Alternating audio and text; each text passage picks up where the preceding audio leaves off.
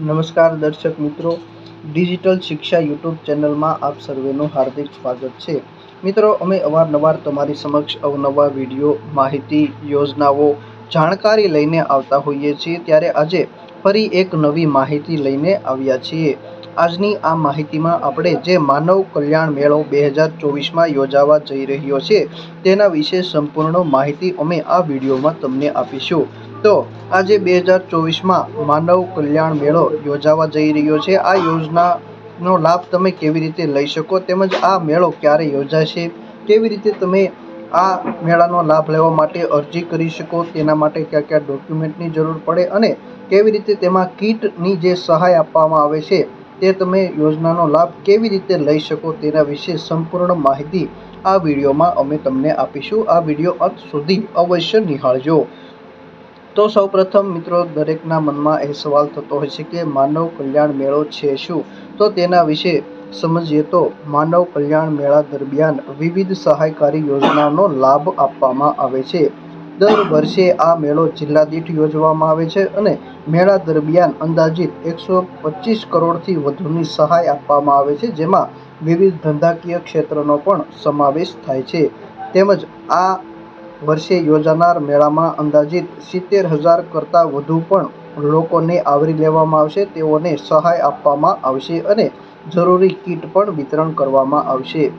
આ યોજના અંતર્ગત 33 જિલ્લાઓમાં આ મેળો યોજવામાં આવશે અને લાભાર્થીઓને કીટ વિતરણ પણ કરવામાં આવશે, અને જેથી તે પોતાનો નાનો મોટો વ્યવસાય શરૂ કરી શકે।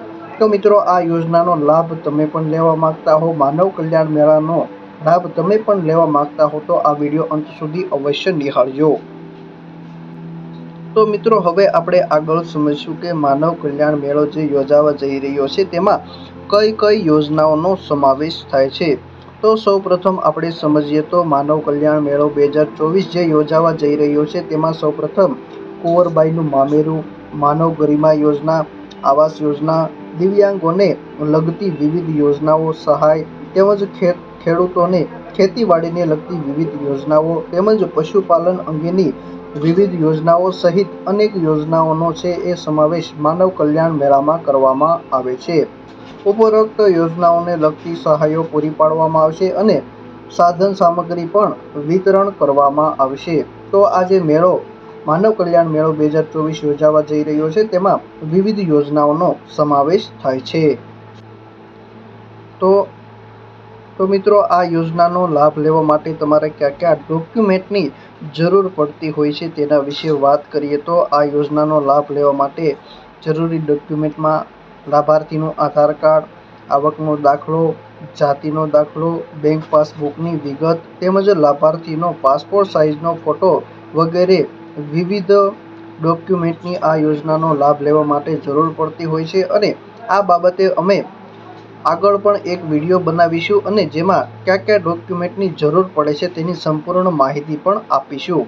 તો આ છે એ મુખ્ય 5 જે ડોક્યુમેન્ટ છે તેની જરૂર પડતી હોય છે। આ સિવાય જે ડોક્યુમેન્ટની જરૂર પડશે તે જાહેરાત થયા બાદ અમે અલગથી તેનો વિડીયો બનાવીશું અને તેમાં પણ સંપૂર્ણ માહિતી આપીશું। તો મિત્રો, આ બધી માહિતી મેળવ્યા બાદ હવે દરેકના મનમાં એ સવાલ થતો હશે કે માનવ કલ્યાણ મેળો 2024 છે તેનો લાભ લેવા માટે તેનું ફોર્મ કેવી રીતે ભરવું, તેની અરજી કેવી રીતે કરવી અને તેનો લાભ કેવી રીતે લેવો। તો દરેકના મનમાં આ સવાલ થતો હશે। તો હવે આપણે આ વિશે આગળ વાત કરવા જઈ રહ્યા છીએ કે માનવ કલ્યાણ મેળો 2024 જે યોજાવા જઈ રહ્યો છે તેનું ફોર્મ કેવી રીતે ભરવું, તેની અરજી કેવી રીતે કરવી। તો સૌપ્રથમ મિત્રો, તમને જણાવી દઈએ કે માનવ કલ્યાણ મેળો 2024નું આયોજન લગભગ સપ્ટેમ્બર મહિના દરમિયાન યોજવામાં આવશે।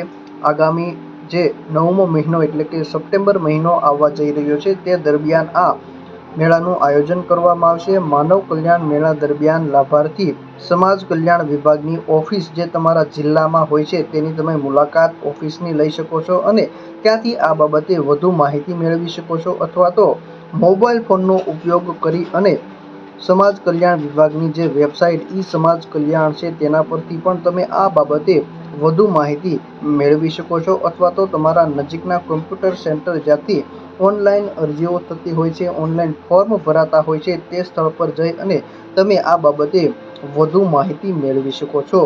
તો મિત્રો, જ્યારે પણ આ મેળાની જાહેરાત થશે, તેની ફોર્મ કેવી રીતે ભરવું, તેની અરજી કેવી રીતે કરવી, તેની બાબતે અમે આગળ એક અગત્યનો વિડીયો બનાવીશું અને તેમાં તમને સંપૂર્ણ માહિતી આપીશું, અને જેથી કરીને તમે ઘર બેઠા જ આ યોજનાનો લાભ લઈ શકો અને તેનું ફોર્મ પણ તમે ઘર બેઠા ભરી શકો.